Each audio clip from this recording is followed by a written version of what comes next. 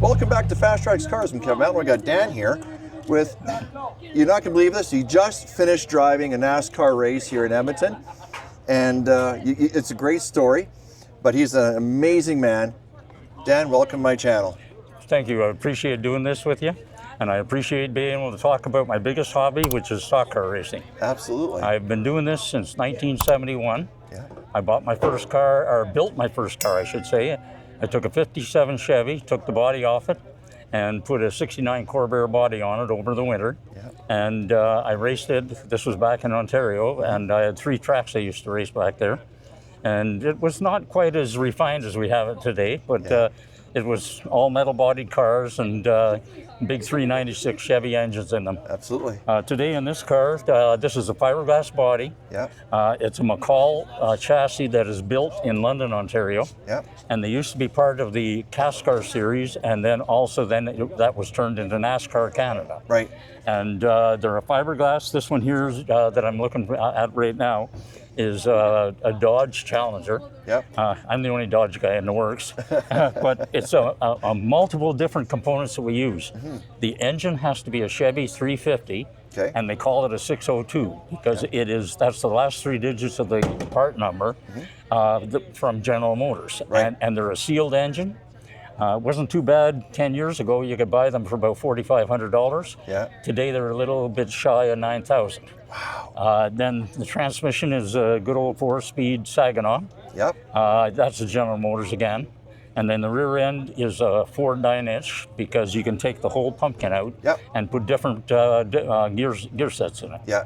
So this one here has a 636 in it. Wow. Yeah, and that's deep. No kidding, yeah. I raced late model stock cars back here in 2003 to 2007. Yep. And I had a set of 756s in it, mm-hmm, and we were turning the engine about 7,400 RPM. That's incredible. Yeah, so incredible. It is.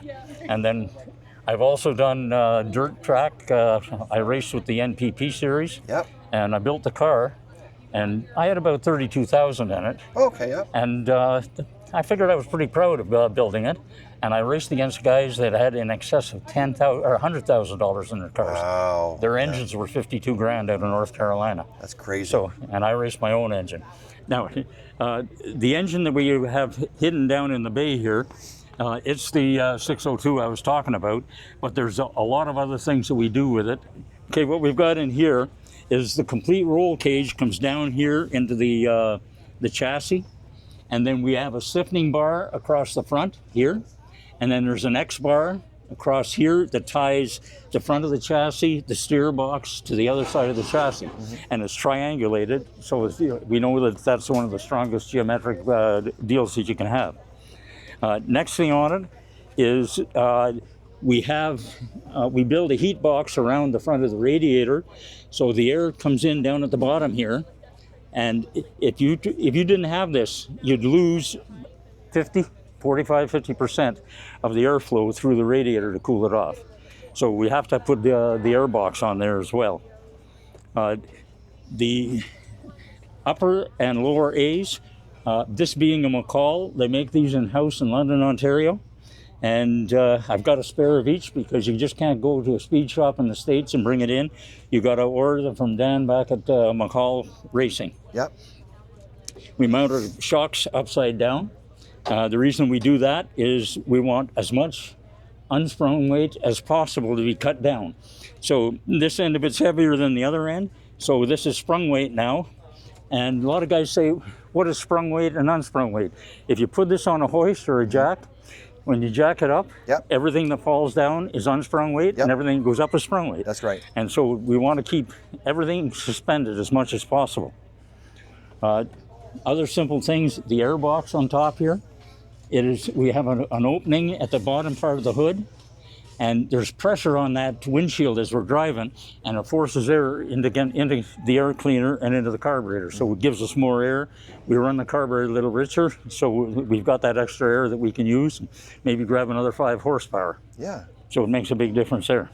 And today, we were watching the race today, and we actually had a video and some photographs. Your right front brake. Yeah. What was going on there? It was glowing red.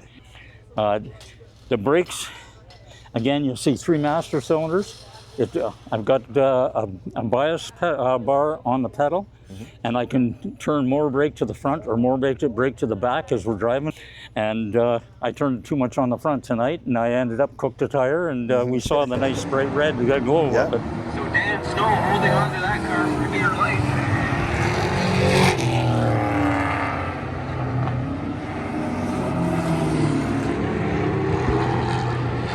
Meanwhile, we're going to get 5 laps left to go when the race leader, Kevin Matlo, takes the stripe. What happens is if your car is too loose going into the corner, and as Kenny Schrader used to say, if you're loose going into the corner, you hit the wall with the tail end of your car. Yep. And if you're pushing, you hit the wall with the front end. The only sure thing, you're going to hit the wall sooner or later. Eventually. And that's where it happens. So what was happening is I was a little bit too loose because I had 4-inch stagger at the back, which means the right tire is 4 inches larger in circumference than the left one. That helps you get around the corner. Right. And the net result, I had 4 inches. This track likes about 3.5 is perfect. But what happened anyway was I dialing in front brake, and I dialed more brake, and it made me braver driving the car. But I could smell it in there. I knew that I was getting it fairly warm. It was getting hot. And then the other thing you look at is if you got a car that you got too much front brake and that, the temperature starts going up. And I normally run about 190, 200. And I look and glance over every now and then, and you're fairly busy in there, but I was running 230. And with that, you've got to be very careful. The heat from that brake is going to heat the tire up, and you could have a blowout. It already blew out. That tire blew because it got so hot, and the heat was that much, it's peeled the decals off the car back 1.5 foot further down the car. Yeah. But it blew out after I pulled in the race, which I was worried about. Because I had no cold air blowing through. Like once the car's parked, then the heat just radiates into that tire and cooks it. Yeah. But I kid everybody, that's why I bring spare tires, so I can get it back in the trailer tonight. Yeah. Like I said, when my son and Josh and I were watching your race, we were watching and saying, God, I hope he makes the race, because that's dangerous. That gets hot. And you're turning left, so your right tire is getting hotter again to start off with. The only thing was I had the left brake was doing the same thing. Okay. But you didn't notice it because of the wall at the back. On the other side, Yeah, but if you could have seen the other side, it might have even been worse. Yeah. But I'm glad I can't see it when I'm in behind the wheel. Absolutely, absolutely. And then the other one here is for the clutch. It saves having a whole lot of linkage. There's a throwout bearing in there that's a hydraulic throwout bearing, something like the 87 Camaro, something like that. And that just saves you running a bunch of ugly linkage that gets in your way no matter what. Yeah, and it reduces weight if you don't have it as well. Yeah, that sure does. The other thing that I really like that Ron has allowed us, it used to be you had to have the fan and everything else, but Ron has allowed us to go with electric fan. And the only thing is, I don't mind it anymore, but I got off on Barris one day, she started to overheat, and oops, somebody, the driver, forgot to flip the switch for the electric fan. But it makes a big difference on that as well. Absolutely. And again, a lot of people wonder, how can a fiberglass car, all fiberglass, support itself? Well, we have metal underneath that we pop rivet the fiberglass fenders to, the hood to here, the metal pieces like this. They're all put in there, but again, we try to keep it as light as possible, so when you do wax something, you bend it up. Absolutely. Yeah. Better to bend it than to have rigid and the crush zone is what they like to call it. Exactly. Yeah. And then another NACA ducts. This is designed, there's no hose on the other side of this, but as the air rushes across, because of this, again, geometrical design, air rushes in here, and it hits the good old driver, and that's my air conditioning. So if you didn't have that, it would be really hot. Absolutely. And it's always hot in there anyway. Oh, yeah. Yeah. You want to believe it. I'm just starting to cool down now. Yeah. So it makes a difference. And then I've got another NACA duct back here, and this one here goes in to an air cleaner and a blower. And if I bought it, but I haven't had time to work on this guy. But you can put the blower in your helmet, so it's like air conditioning. Absolutely. So it makes a big difference. It fits on top, and there's about 4 jets that direct the air down over your face. Excellent. And you wear glasses like I do, and if you get sweat down there, everything's magnified. Yep. And it's no fun trying to drive one of these things looking through that. Well, you've got the sun in your eyes, and then you got that in your eyes, and it's sweat, and your eyes are burning sometimes, and you say, "Yep, I'm having fun." That's awesome. And then, talking about safety, again, we have the window net. Yep. This one here has the straps, and it has the mesh. Some just have straps, and again, I like this one. It gives you a little more visibility. Yep. Again, you got to know what's going on around you. Absolutely. Yeah. That's how you're able to see eyes when you're. Yeah. And you decide to take the wall. Right. And then this car used to be a NASCAR / CAS car, so they do quick fuel stops. Yep. And actually, the can comes in, pushes the valve, and you can actually drop 11 gallons in this thing in somewhere in the neighborhood of about 7 seconds. Holy wow. So it makes a difference that way. That's fantastic. And aero on here as well. Yeah, and people say it doesn't make a difference, but it does. All you have to do is drive down the road at 45 miles an hour, 70K. Yeah. Put your hand out the window and move it up and down. You feel it. You feel it. And we're doing a little more than 70K. Yeah, a little bit more. Yeah. A little bit more. And you know how fast you're going when you hit the wall. Yeah. That's the first indication. Yep. That's an indicator you're going pretty damn fast. One of the places that I used to race, Calgary, had a track called Race City. And when that was built, the fellow that built it loved racing late models, more horsepower than this guy. Yeah. They have 700-800 horsepower. Yeah. So he built a half-mile track. And I've actually flown through the air there 80 feet. Wow. And came in driver's side to the wall. And at the last second, instead of leaning away, because that's the way I'm leaning as I'm flying sideways, I leaned over against the bars. And the only thing I had was a little scuff on my elbow the size of a dime, because I didn't have the impact and how safe these things are. Yeah. So that's so important. Yeah. So important.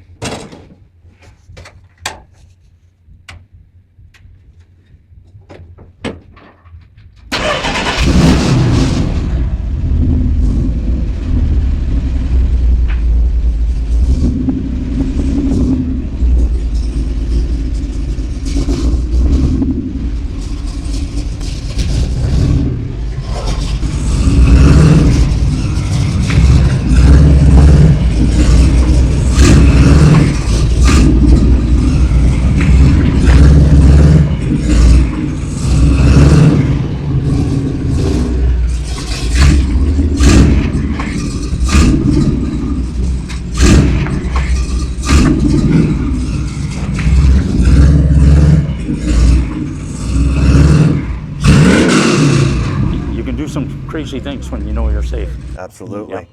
And confidence. It's confidence inspiring. You bet. And then I don't know if you want to take a look at the fuel cell hiding in the back here.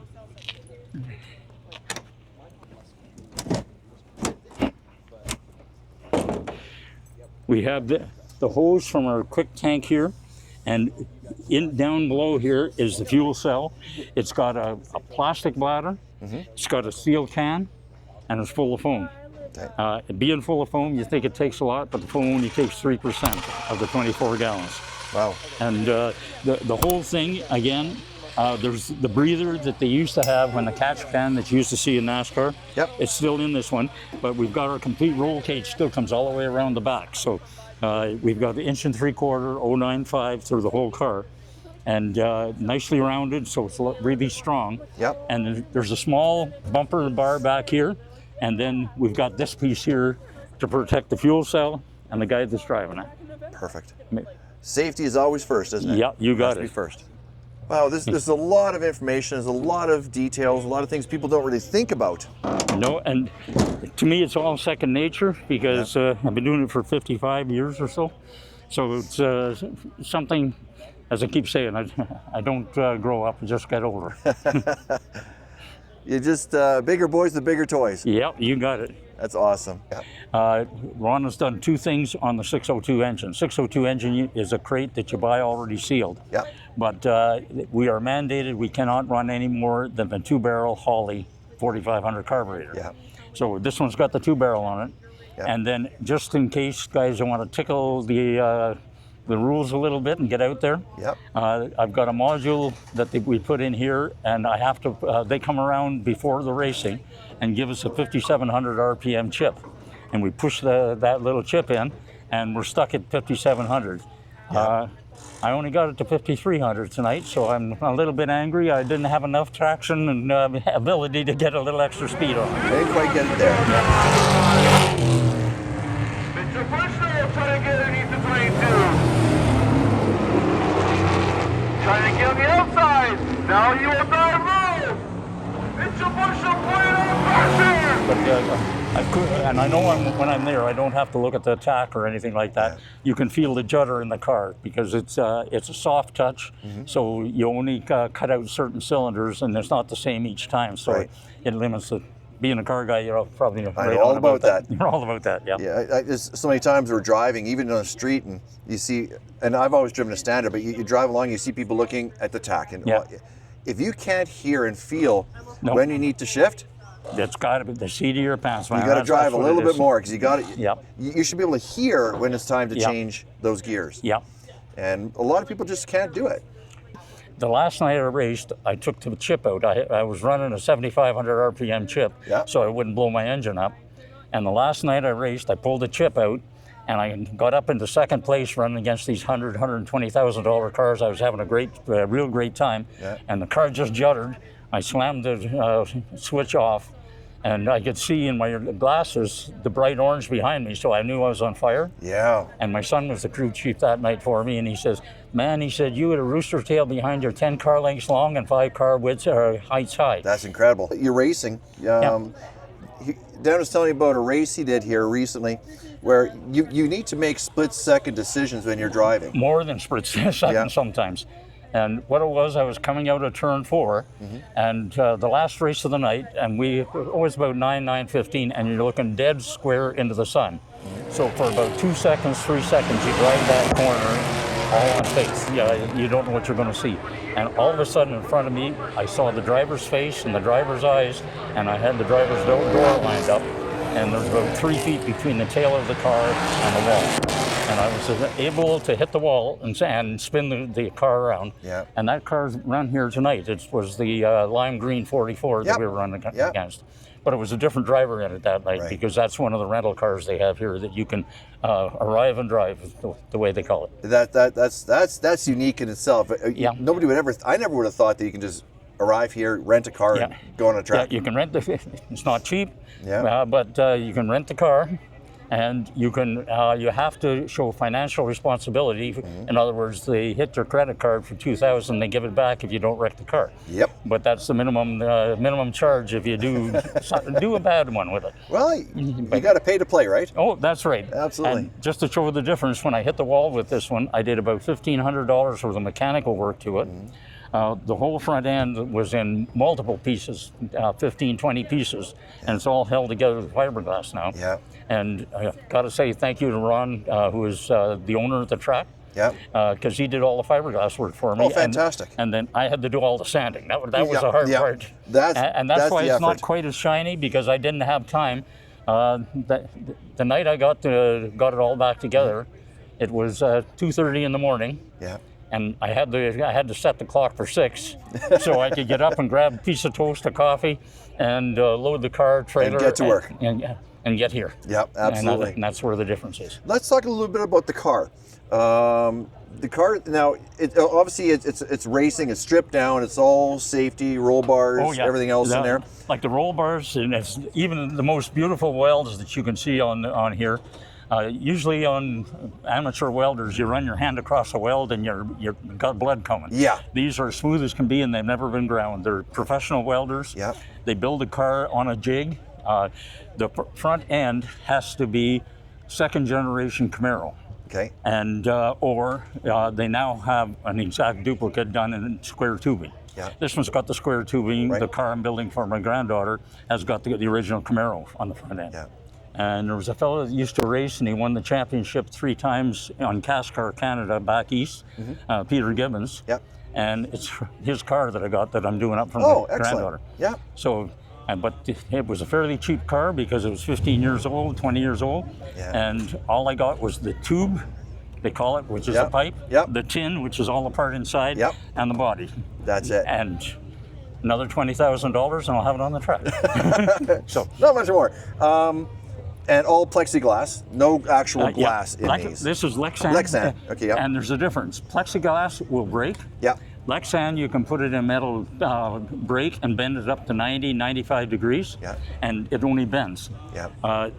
1/8 is what the rules say for the windshield. Yeah.